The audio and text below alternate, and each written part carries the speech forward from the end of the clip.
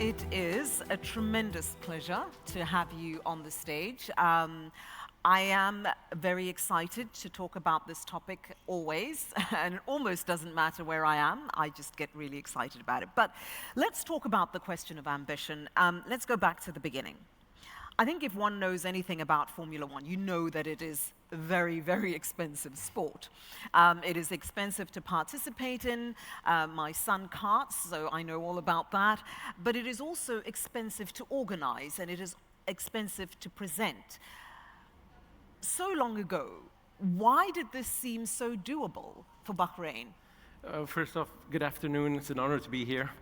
It's a very good question. I mean, for us, as Bahrain, and you said a small place, it's very important to get that awareness, to put Bahrain on the map. We had a history in motorsports, yes, but as a venue, we needed something that got the awareness. Formula One did that for us. Obviously, you know, viewership is over 500 million. It's every year. It comes back, and about 80 million people watch our race. So for us, it's the awareness that was important, and then the rest has to continue. The Bahrain.com, and you know, I thank the EDB for all their efforts. That has been working really well for us, and it's been 20 years. So when we started out, really, our first race was F1, and it was, how can we build it? Yeah, well, exactly. I mean, you say your first race was F1. There's ordinarily a progression that happens. You don't just decide that F1 is going to be your first one. So there was clearly a lot of ambition. But the reality also is that Formula One is one of those sports that it's quite complicated and intricate, so people need to really get into it. Yeah. Being as ambitious and deciding to bring this huge sport to this country meant there surely had to be some kind of a cultural shift that happened in the population to say, okay, yes, what is this about and how do we feel about it? How did you navigate that? I mean, for us, step one was to get the fans there. And if they weren't passionate about motorsports, it was the entertainment side that we had to grow. And we look at, you know, the entertainment that we did in 2004 compared to what we do today is a big difference. But we saw them as they came year on year. The entertainment grew. I remember noticing the first year it was Ferrari, Michael Schumacher, mainly dominating everything. Then we see the flags, the countries, the drivers, and it started changing where we saw, okay, you know, there are fans that are staying on the grandstand, not just coming for the entertainment. And it was built year by year. And so that was also satisfying, because when you see the grandstands filling up and staying, and like now we've been selling out for the last 3 years, a complete sellout. And even last year we had to grow our capacity a bit. So it's a nice feeling to see we got there eventually. In reality, though, a Formula One race happens for you once a year.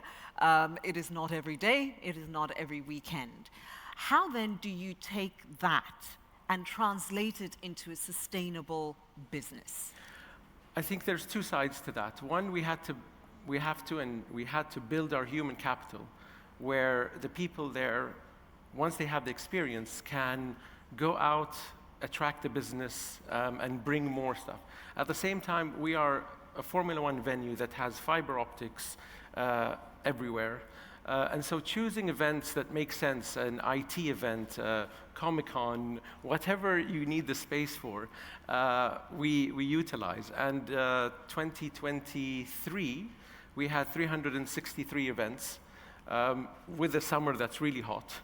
So we try to do multiple events at the time. So any venue that you can use, whether it's the media center or the paddock clubs or the garages or the team buildings, we try to utilize that for every event. So when you're thinking about models that potentially work, so if somebody is looking at you and saying, yeah, we want to replicate that, obviously, for ourselves. We don't necessarily want to be Bahrain, but we want to learn from that.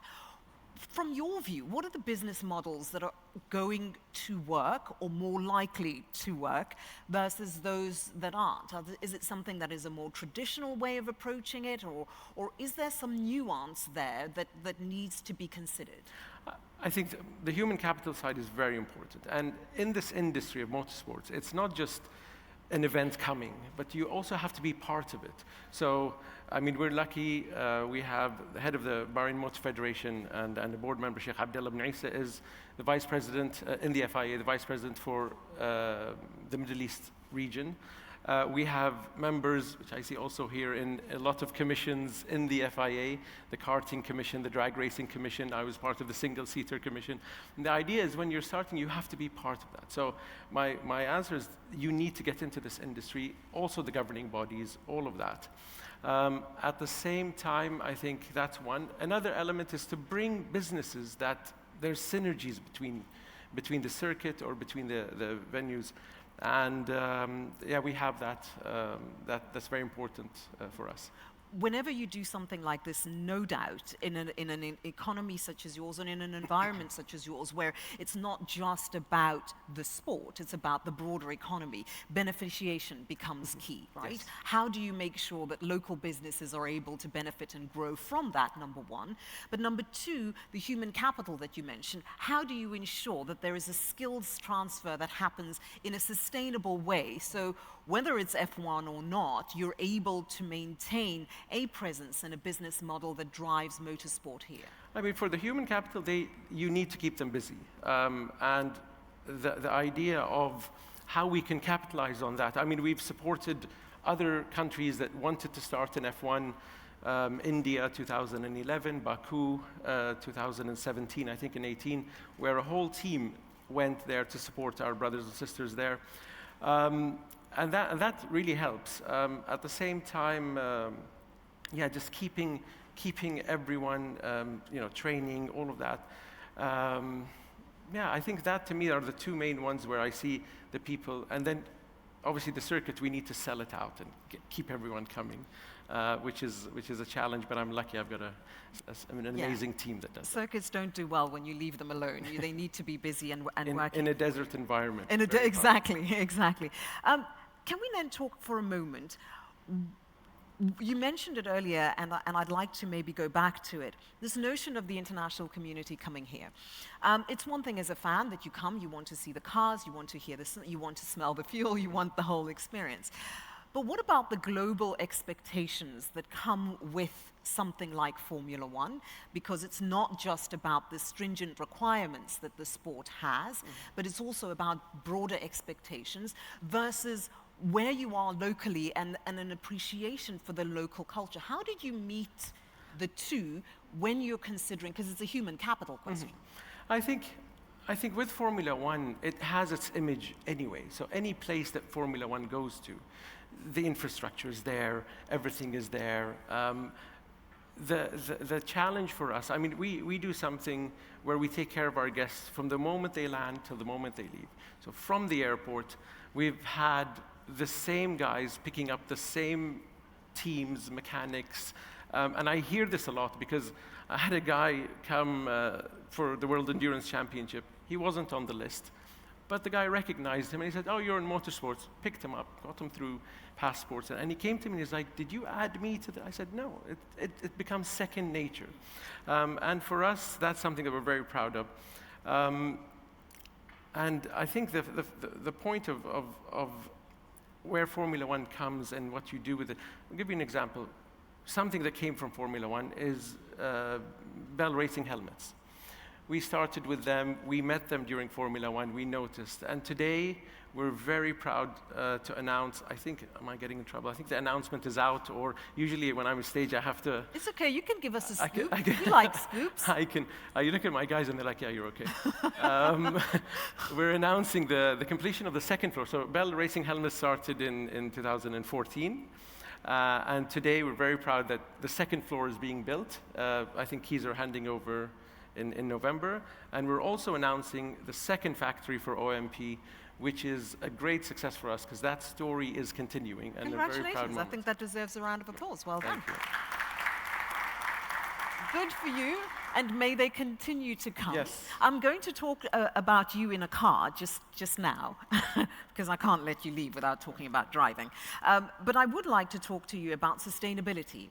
We know that historically, Formula One and fumes, personally, a V10 engine is my dream sound. I think I should have it as my ringtone on my phone. But I'm not allowed to have a V10 engine sound driving around because we have to consider the environment and we have to take it very seriously because as fun as it may be for some of us, in reality, it has a huge impact. I mean, the carbon footprint of a Formula One race is enormous. What about the sustainability question? What about that balance between, one, preserving what you have here, and ensuring that the requirements of the sport allow you to continue what you do in a more sustainable way? So 5 years down the line, it's no longer a problem. Absolutely, and Formula One are very, they're very involved in that. Obviously, this is something that everyone has to be involved in. We are, in terms of the regulation, we have the solar panels that even if we have to run as part of the regulation on generators, we are getting enough energy from solar to cover our costs in the energy. At the same time, we do everything in terms of water systems, plastic, all of that. This is something that we're all doing together. An example of something that we did this race weekend, we have the Green Initiative with Babco, our sponsor, where a part of our ticket sales, and they back up the same amount, goes to the mangrove project in Bahrain, where we're quadrupling the mangroves on the island. And you plug them into your programs, and you get the benefit from being part of this serious problem that we all have to face. Okay. We've done all the business talk. You in a motor vehicle. This is the part that I didn't want to talk about. This is the part you didn't want to talk about? Well, you forgot to tell me you didn't want to talk about it, because now I'm making you talk about it. I know you're a driver. I suspect that you're pretty quick behind the wheel. I'm not going to ask you for your numbers, because I know you're not going to want to share them. Do you? Number? I mean, there's only one number, and it's number one. You have to be number one. Exactly, because nobody ever remembers number two. Second place is the first loser. Exactly. That's what we do as racing drivers. So do you miss driving? I do, obviously. I mean, for me, I'm lucky as well, because I have a racetrack outside my office. So an escape for me is jumping in a race car for 10 laps. I think my neck will do 10 laps. After that, maybe not. And I'm happy. So I don't need to fly to some island or some place. Just put me in a race car. I'll be done, which is maybe not good for my team, because they want me to probably to leave the office. No, they want you some alive. No, I think this is another thing. The racetrack in a car with everything is a very safe environment. It's safer than the road. So there is that. But yeah, well, I have a car ready. Looking at my brother, who also races and is very quick. Yeah, I'll always have that. If I get that opportunity, I'll always jump in. What is it about? I mean, you say it's where you de-stress and where you decompress. Now, I guess that's very much the case when you are a CEO. But let's go back a little bit to why being in a car. Was it always just about the escape? Was it about the speed? Was it about the thrill? Was it all of the above? It is. I think even before, even now when I call it an escape, it is me against my time, proving to myself, lap after lap, corner after corner, and your wins are within seconds and your losses are within seconds. And I think for me as a person, that drive of just always trying to do better, always trying to push the level. I hate benchmarking. I hate when they say you need to do this, or I just, for me it's that, and you're always searching for that amazing lap, which even if you get it, you say you can do better. So even in business, you approach it the same. It's getting all the data, it's getting all the information, it's having the skill set to do it, and this is where the human capital ties into it. But for me, the passion and the enjoyment has to be there. If you're not enjoying it, it actually gets dangerous, because then you're trying to do something. So between you, me, this is between you and me. One of the things that I love to do is I'm trying to learn to fly, and part of that experience, I suspect, is similar to what you feel like when you are in the cockpit of a motor vehicle. It is that sense of what you're able to harmonize with the machine, and how you kind of get that synchronicity, right? So when you're coming into land, in my case, and how do you feel it so that you land? And in the same way as you're going into a fast corner, it's how do you feel the apex so that when you come out, you're going fast enough. Yeah, I think the grip level, I mean, in racing, Yes. the first question is do I have grip? Do you have or grip?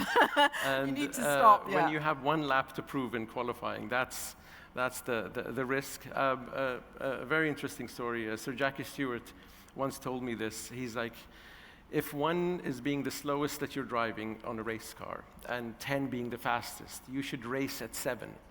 And I always took that you should be comfortable, not tense, not making these mistakes. And as you race at 7, your times will get faster, but you'll be calmer. And that's where you can have fun with other drivers that are intense, so you make them make a mistake, and you pass them, and you say, got you. This is after the race. But so, yeah, it's always about being calm and understanding everything around you. But it is a feeling in racing. Absolutely. Karting is the most, probably. Yeah, don't ask me about my kart times because they're shocking and terrible, so the less I say about that, the better. When you're looking at the engagement of young people, certainly, as you know, I'm South African and we love our sport in general. Yes, we love rugby, but we also love motor racing. And a lot of children, when they see themselves reflected in the drivers, it makes them more excited about wanting to drive, it makes them more engaged, and it's easier to build a community of actual drivers in your country. Yes. As far as I'm aware, we don't have a Middle Eastern driver who's in F1 as yet. We don't have an African driver. So there are many parts of the world who are not yet represented. But when you look at the kids who are driving, it's everybody. Everybody is sitting, whether they're Asian, regardless of where they're from. How is that translating in terms of creating the space in Bahrain for kids and for that excitement that you can sort of nurture and get more drivers into the cockpit? It's a very good question, and obviously it goes back to karting. I mean, we have a very successful karting championship, and on all levels. So the micro max, the 8 years old, 10-year-old, 11, and onwards to 14 are represented by a grid of 10, 15, 7 maybe with the young kids. And that's very important to have that base where they start karting. And that number just has to increase.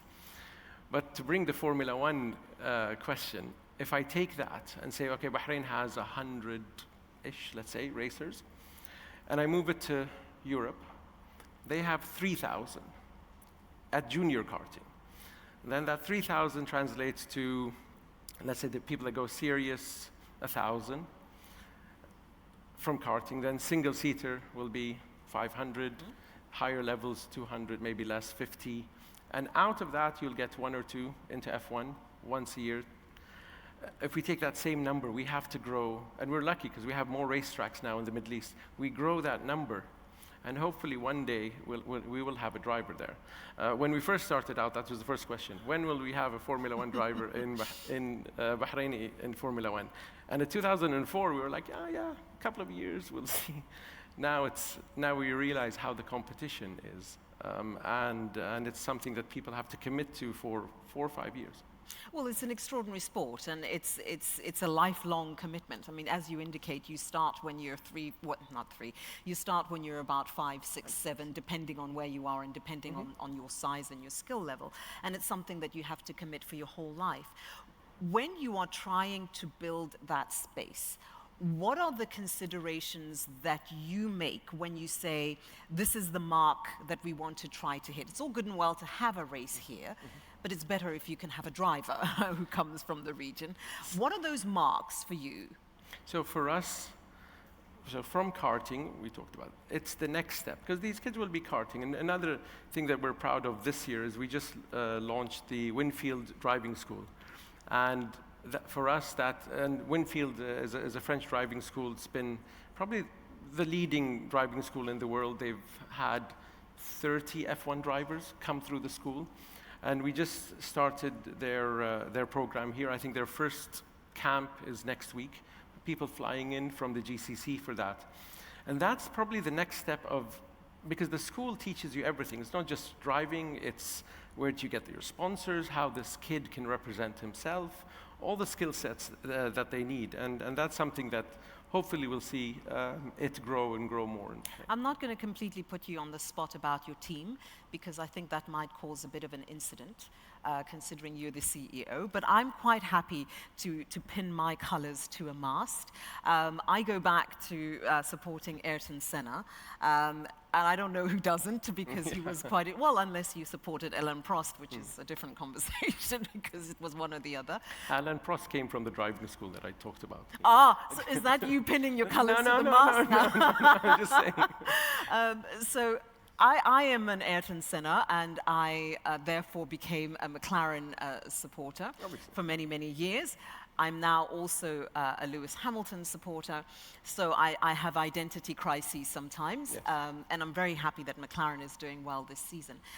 When you're looking at driving in that way, when you're by yourself and there's nobody recording and watching and going to send messages out of this room, do you support a particular team? I'm not going to say which one, but do you? No, it's not that. It's as a racer, you tend to support, like Hamilton, you tend to support drivers more. Okay. And so, however, having said that, obviously, as a Bahraini and seeing McLaren succeed and get there, it's very proud. So I am supporting McLaren in this championship for sure, and I do want them to win. But it is a race till the end. And yes, they're leading the championship, but as a racer and as someone involved in this industry, it's until the last race, and I hope I'm supporting them to get there. Driver for you? Alonso's always been that one driver that I like, and you can throw him in any car, in any series, and he just wants to race. When he did IndyCar, when he did all of that, and when you see someone, he's one that I can hopefully race. I think I can concur with that. I think there are just some drivers who are drivers through and through, regardless of where you put them and how you put them in. I also feel the drivers are changing. They are. Today we see rookies that are racing in this championship that are driving at a skill where in the past you said, oh, he needs to do 2 years, 3 years, and now they're unbelievable. So you the put them in a skill car set and in they can Formula race, One is unbelievable. Yeah, I think you and I could talk for a while longer. And I feel bad because they have lunch. You have to go? You put me right before lunch. Okay, so now you're going to accuse me of being between you and lunch? No, for the guests. And starving everybody. We can stay here and continue. I can stay and talk for myself. Thank you so very much, Sheikh Salman. I really appreciate you joining me. I loved this conversation, and I hope that you enjoyed it as much as I did. Thank you very much. Thank you very much. Thank you.